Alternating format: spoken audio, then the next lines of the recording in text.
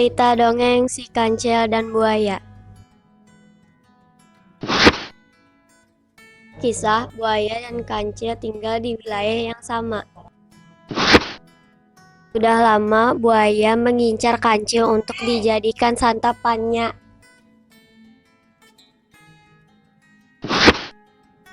Namun, kancil selalu bisa menghindari kejarannya. Ia adalah hewan yang banyak akal,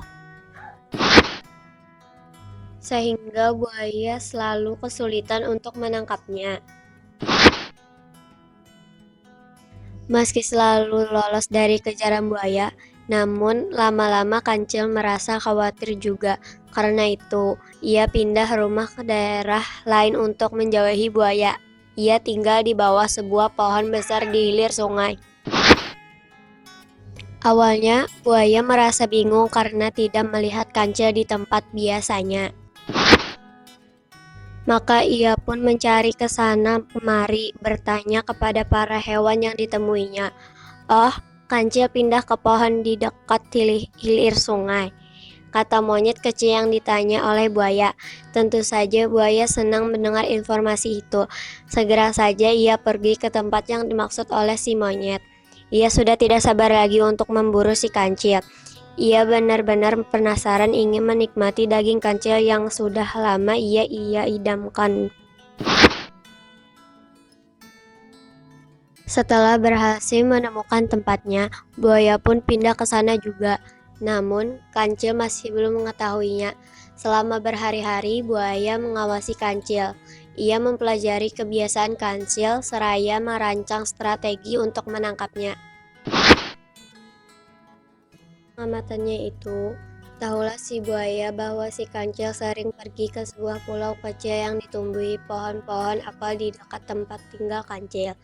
Untuk sampai ke sana, si kancil biasa menyeberang sungai dengan melompati beberapa batu besar yang ada di antara tempat tinggal kancil dengan pulau tersebut.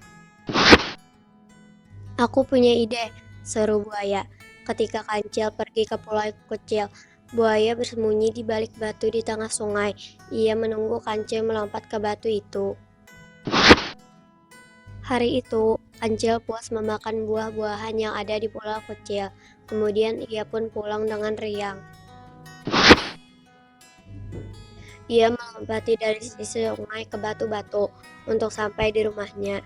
Namun, setibanya di tengah sungai, ia melihat bayangan dari batu yang hendak dilompatinya, tampak lebih tinggi dari biasanya.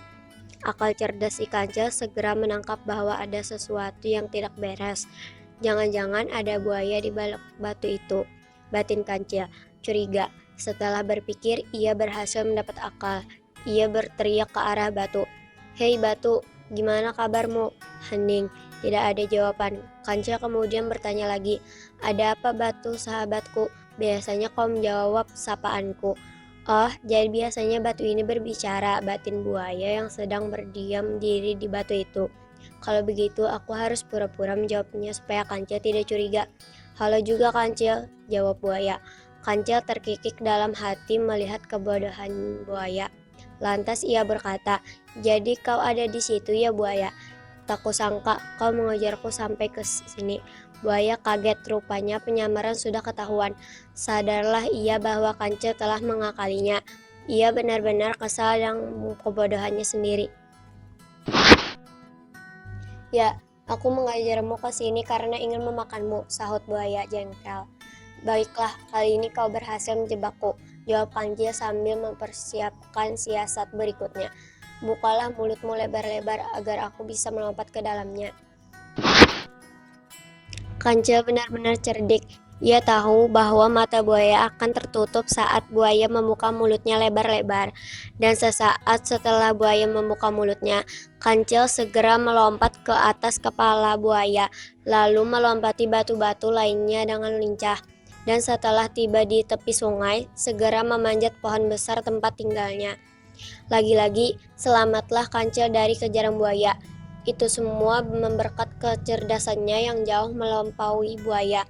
Sementara buaya terpaksa gigit jari karena lagi-lagi gagal menangkap kancil yang sudah lama diincarnya.